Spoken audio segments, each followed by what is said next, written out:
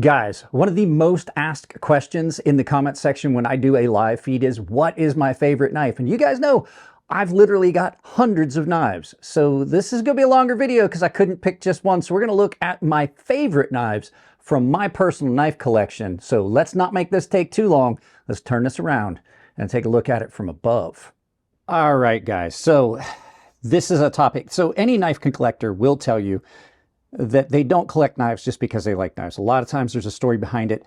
I have a ton of knives, but out of all my knives, we're starting off with this one because this one is the most important. This has to be by default my favorite knife because this was a gift from my father. This is just a simple little silver sword. It's a Camelus silver sword number 42. It's just a small little lockback knife. You guys have heard me talk about this a bunch of times, but there are a bunch of new people on the channel that haven't heard this story. My father got this for me when I was about 6 years old, 5 years old.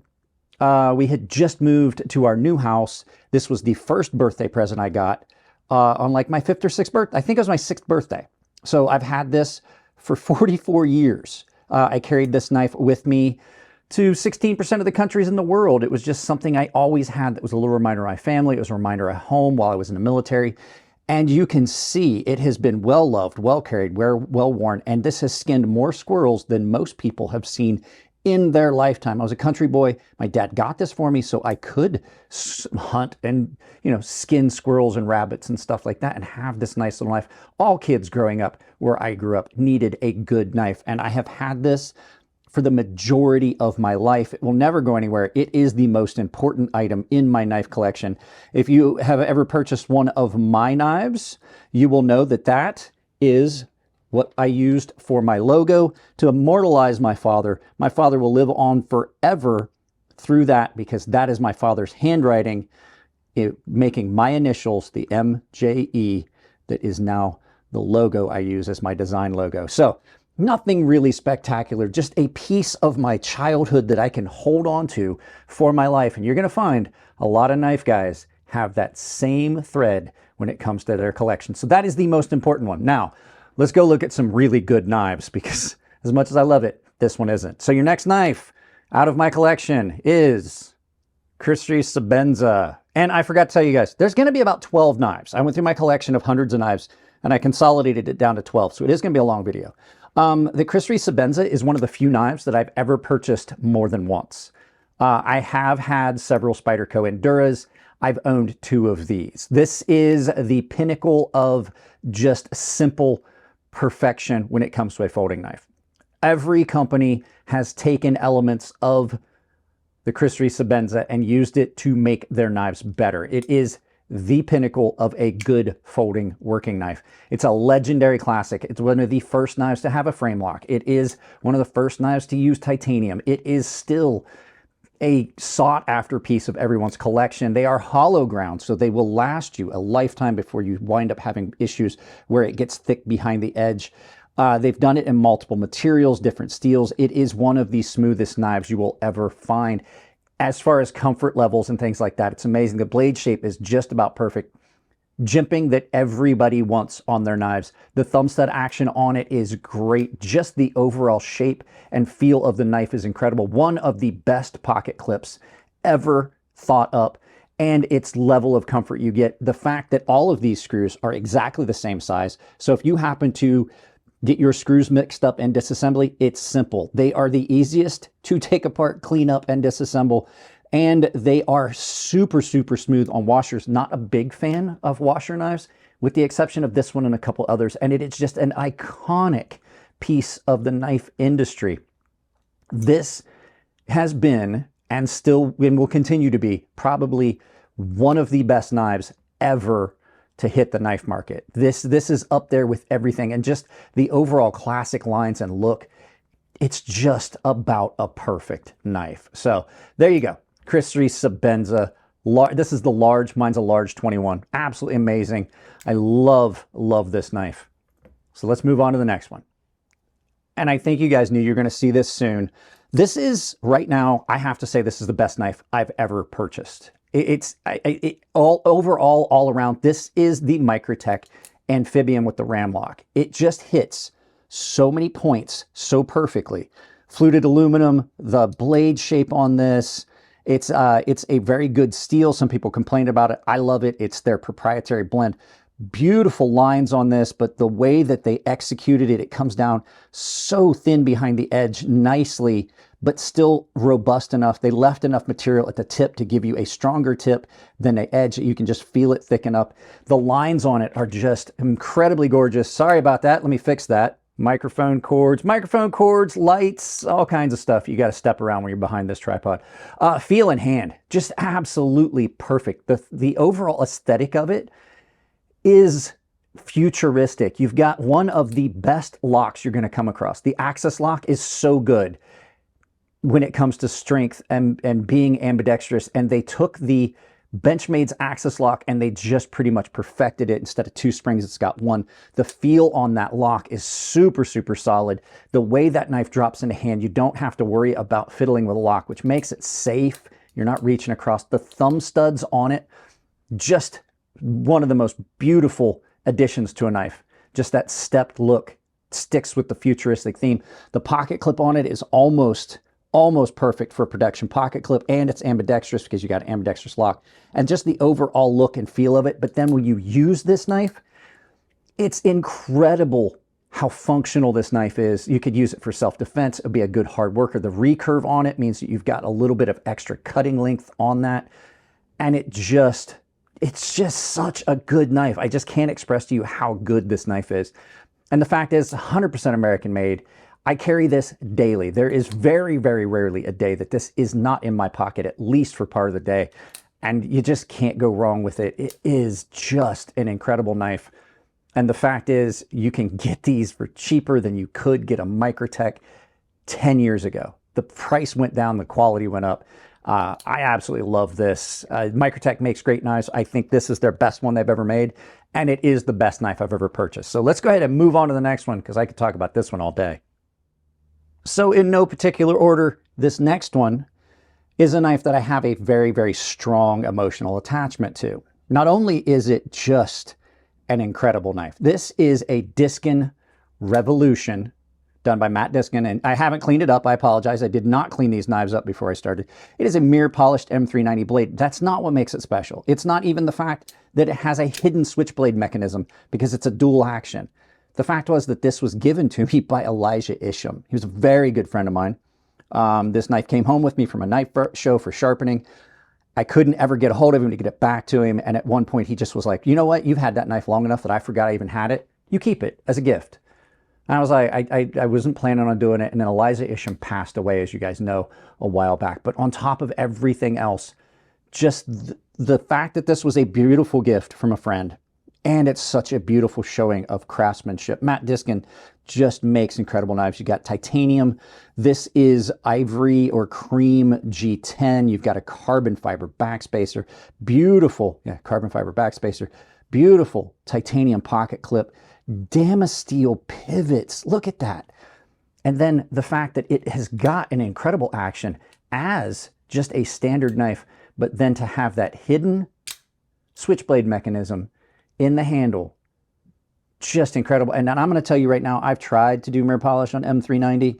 There's a lot of work that went into this knife. So not just gorgeous, but this doesn't ever get carried. It only comes out of the case just to look at and think about the times in friendship that I had with Elijah Isham, and for videos like this where you guys can get to see it, because there's very, very few of these on top of everything else. It is a rare, rare knife. Just look at how gorgeous this knife is. The stepping that was done, the milling and machining that was done on that aperture there, just incredible craftsmanship. But that's not what makes it so special. It was special on its own, but the fact it was a gift from a true, very dear friend makes it special. So let's move on to the next one. And I know you guys knew this was going to be on the list too, because I talk about it a lot. This is the Grimsmo Norseman. I waited for 5 years to get one of these. I saved and scrimped and picked up change on the street for 5 years to get this. And it was a grail knife, and it will never go anywhere. I absolutely love this. John and Eric Grimsmo are incredible craftsmen, and they're awesome, awesome people to deal with. I had a specific one I wanted. I wanted this reverse honeycomb. I wanted a Norseman, even though their Rask is an incredible knife. this just was so unique and still so super functional that I wanted it. Their craftsmanship is, it's beyond the pale. It is the pinnacle of knife making, in my opinion. Every piece on this was made by hand, by them. Well, not by hand, but on a machine. None of these parts were ordered. They were all machined from stock, from flat plate. The blade itself was milled on a milling machine. And then when you really talk about it, the level of comfort in this knife is amazing, and the level of usefulness of this knife. The way that you can use this knife is incredible. You've got this hollow recurve with a convex forward edge that just gives you the best of both worlds. So it's like a lot like a Graham Razel. It's like having two different knives. You've got this recurve that you can do slicing, but if you need to do some work where you would like some chiseling things, where you would typically need to hold your knife at a different angle, you can do it with this. You can just get up on it and treat it like a chisel. And I've used this for so many things. And then, like I said, the action and everything on this, this is the smoothest knife I've ever handled. The flipper action on it, and then just the little bells and whistles that you get with what is a custom machine and made knives. There's logos and things hidden throughout. The birth date is on here. The fact that they make their own screws in-house, all of it, just incredible. You're never going to find a knife that was machined and thought out as well as this. So let's get this off the table and take a look at the next knife. And I thought really hard when I put this on the list, and people will be like, okay, so it's just a Spyderco Police. But this has an association. Now, this was a gift from one of my friends. This did not come from my father, but I have a strong association and memory of this knife with my father. My father used to have all kinds of outdoor magazines, and I would see these Spyderco Police knives advertised in those magazines growing up when I was in junior high and elementary school, and absolutely fell in love with this knife. Now that I have one, I see why they were so popular. It's such an iconic look. This is my favorite Spyderco knife they've ever made. I've had a lot of Spydercos. I've loved a lot of the Spydercos, but this knife is a physical representation of me spending a Saturday, rainy Saturday, on the floor, digging through the magazines that were on the shelf on my dad's end table next to his recliner, and just looking at the ads and reading through and just looking at cool stuff in catalogs and gun magazines and things like that. All in all, though, this is an amazing knife. It is an incredibly nice, slender, large folding knife with a very, very useful blade. And if you're looking for a knife that you could carry for self-defense, I would not shy away from this one. It's one of the most accommodating knives for carry for anyone because it's ambidextrous lock, tip up, left and right on both sides. So you can tip up or tip down carry on either side of the knife, ambidextrous. And it's just an icon. The iconic lines on this, like if you were to tell me to pick a Spyderco, like if I think of Spyderco, this is what I think of. I don't think of the bug. I don't think of the bug mark here. I don't think of any of their other knives. This was the first Spyderco I remember sticking in my head. And it's just still an incredible knife. They still make these exactly like they did before. Now, there's some minor differences between these and the ones that I saw in the 80s and 90s, but still, it's the same knife. And for a model to have stuck around that long is just incredible. So let's get this off the table and take a look at the next one. All right, guys, I don't have a huge emotional attachment to this knife. This knife is on the list because I think it is just simply one of the best folding knives ever made. It really is. It's way up there on that list when you look at knives that are just about perfect. This is the Stein Grabber Performance Knives Lamia. Now, Alex did give me this, so I do, like, I appreciate it, and I do have, like, a friendship with Alex that kind of led to this knife being here and being mine. But the fact is, this thing's just incredible. It is reverse flick only, but what you've got here is another all in-house build machined knife. Alex is a one-man show, and he makes all these knives. Now, this one is in crew wear. This knife is it's a performance cutter. It is so well thought out as a performance cutter, and how well it cuts and how well it feels in hand. I actually did a video where I stripped the edge off of this. I made this knife dull to where you could look right down on that and see just flat metal, and I still cut cardboard all day with it and filmed it. The feel in hand is incredible. One of the other cool things is this absolutely comes, it's running on bearings right now, but it absolutely comes with a set of washers that you can swap bearings out for washers if that's what you want, and they fit in perfectly on this. He did such a good job figuring out tolerances and machining. Just a rock solid knife, and the action on it's incredible. It is elegant simplicity. It doesn't have a lot of bells and whistles on this knife, but what you do have is something that's so well thought out. There is no forward choil on this, so you can get way up on here as if you had a choil, but you don't lose anything because that's where you're going to hold that knife. It is so comfortable in hand and so light for the size. Now, they're a little expensive, but just incredibly well done. Such a good knife. This thing, if I had to do a lot of cutting, would be the knife I would grab. So there you go, guys. Time for the next knife. All right, guys, there's going to be more than one showing from this company. This is the Ferrum Forge Knife Works Fortis. And this was a grail knife for me. Not just a grail knife in this model. I wanted this specific finish. Now, here's the deal. This knife, while it was a grail knife for me, I loved it. It was one of the Ferrum Forge Knife Works knives that I said I had to own. This was also a gift from my buddy Nico. And there's another knife. You're going to see more than one knife from Ferrum Forge Knife Works because they are absolutely some of my favorite knives. This thing has just got an iconic look to it. It was one of the older knives that they made, but it just still, that design holds up. And the clean lines you get on this, just these plain lines, look so good with the Ferrum Forge Knife Works logo there, FFKW. Now, I did do a black ceramic on that. Can you see how that's a different color? I did black ceramic on all the screws and the logo and everything and the pocket clip. But this is just an incredible knife. Now, I don't use this because there is no way to duplicate this unique finish that's on this. It's somewhere between a polish and a stonewash. It's a stonewallish. There's no other way to describe it. But it was one of the first knives I ever had with a rolling detent. The pocket clips on these are amazing. This is one of the best pocket clips you're ever going to find. If you find one of Elliott Williamson's larger knives with the 3-screw pocket clip, one of the best ones you're ever going to find. Now, you're going to look here. At one point, this knife was green. I had made this knife green and then changed it.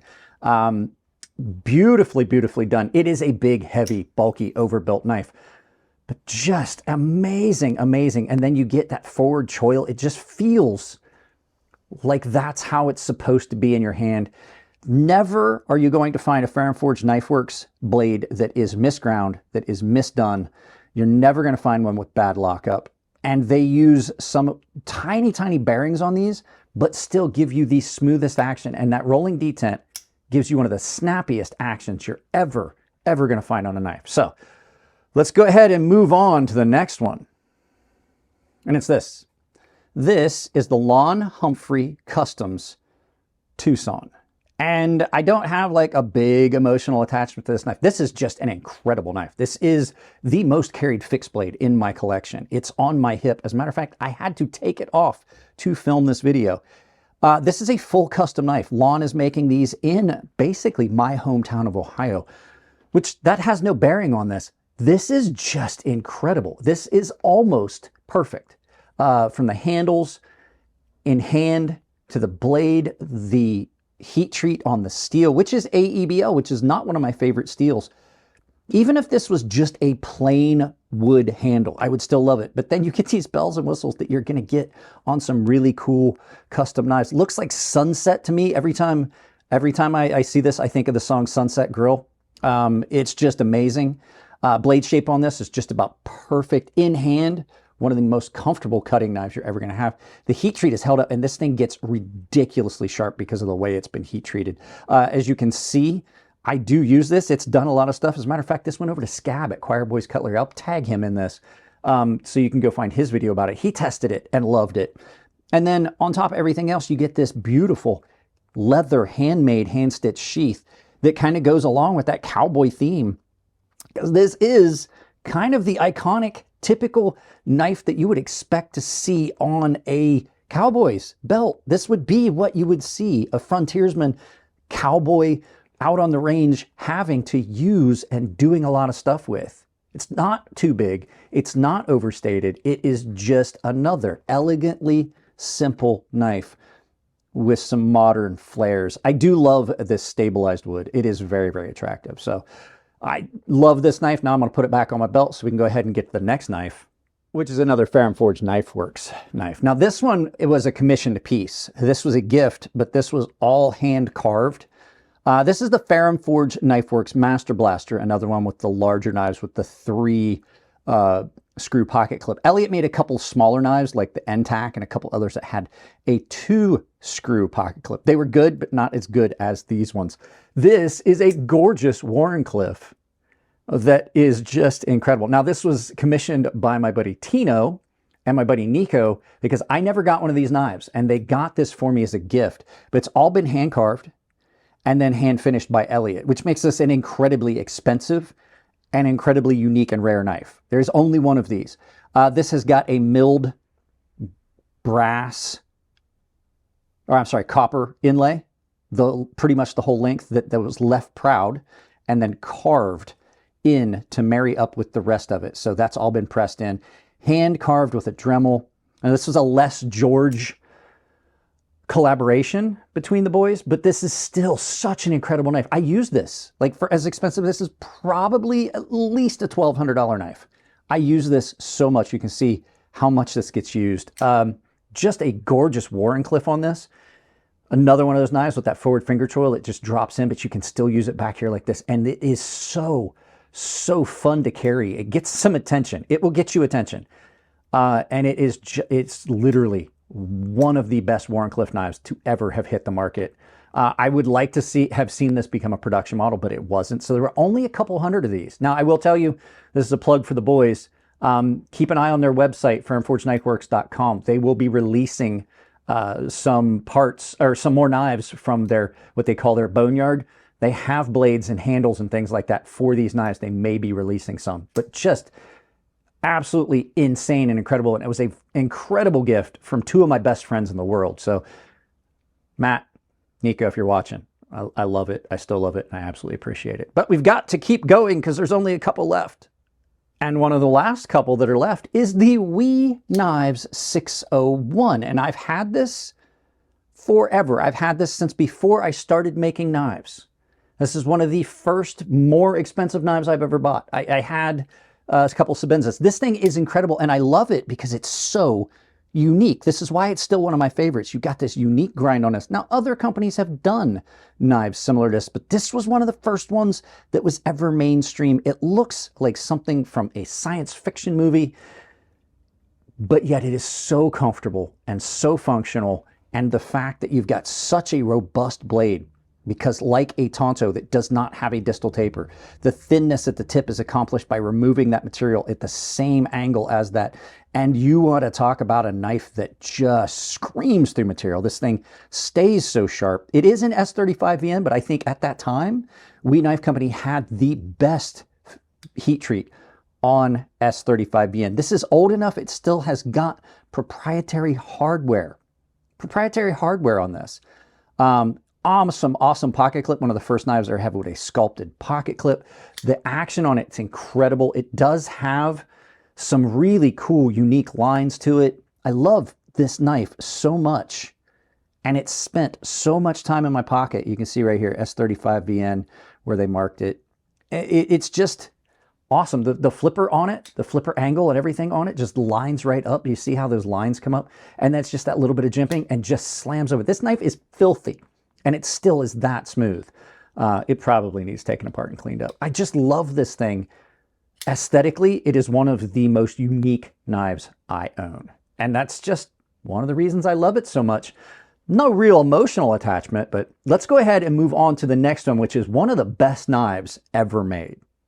And once again, last but not least, the Monterey Bay Knives Swayback makes its way at the very end of another video. This is absolutely one of the best knives ever made. When you want a work knife, this thing is incredible. ZDP 189 in a laminated blade, Sanmai 3 style, 67 Rockwell. You better pack a lunch if you want to make this thing dull. It is done in a liner lock with carbon fiber handles, which means this is so light it almost disappears, but yet super structurally sound. just that gorgeous look of that perfectly done carbon fiber, that beautiful Wharncliffe blade, one of the best pocket clips on the market.